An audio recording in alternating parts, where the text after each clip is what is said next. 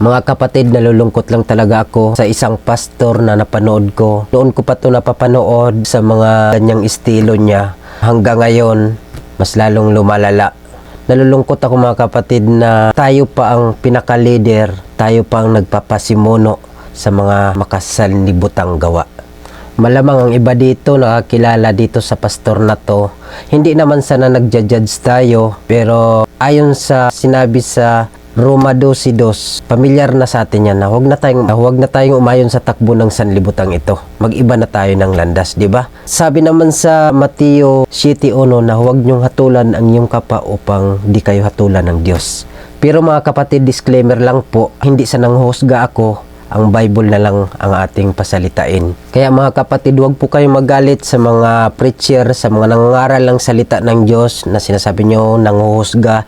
Hindi po kami nanghuhusga, hindi po sila nanghuhusga, kundi nakabatay lamang tayo kung anong nasabi sa aklat ng Bible. Isipin nyo kasi mga kapatid na ang Bible hindi lang para sa inyo, hindi lang para sa kanya, hindi lang din para sa akin, kundi para sa ating lahat.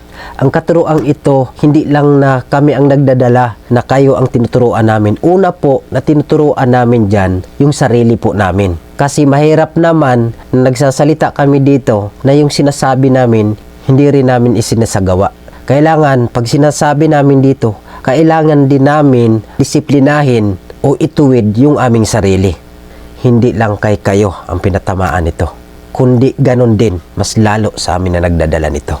Kaya mga kapatid, huwag tayong magsabi sa mga preacher na at pinatamaan nyo kami, mga judgmental kayo. Nakabatay lamang tayo mga kapatid sa Bible. Ako po mga kapatid, hindi po ako perpektong tao. Isa din akong kagaya mo na makasalanan at hindi karapat-dapat sa harapan ng Panginoon.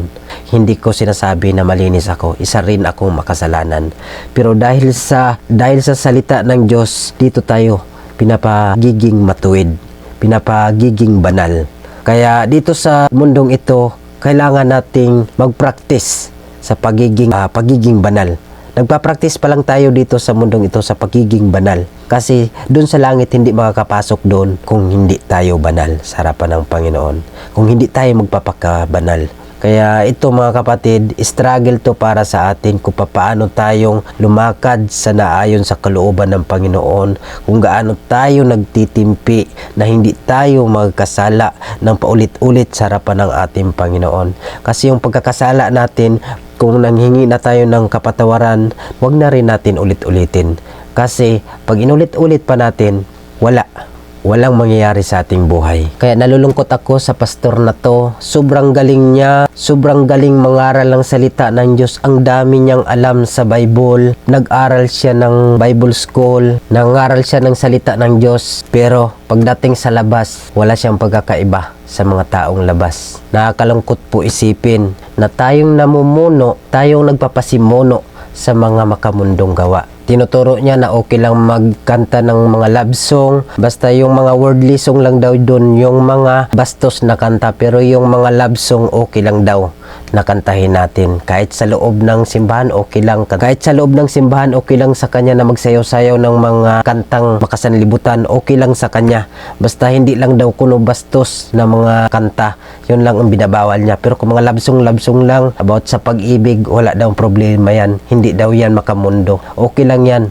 Kaya mga kapatid, yan nakakalungkot, no? Na tayo nagtuturo tayo kung paano tayo maging matuwid sa harapan ng Panginoon, kung paano tayo maging banal sa harapan ng Panginoon, kung paano tayong lumakad sa naayon sa kalooban ng Panginoon. Pero mayroong mga swail na mga namumuno pa, sila mga pastor pa, sila pang pinakataas, sila pa ang nagpapasimuno na iligaw tayo ng landas. Imbis na tuunan natin ang pagiging banal natin sa harapan ng Panginoon, kung paano tayong lumakad na nayon sa kalooban ng Panginoon, nayon sa tuwid na daan patungo sa ating Panginoon, nililigaw natin.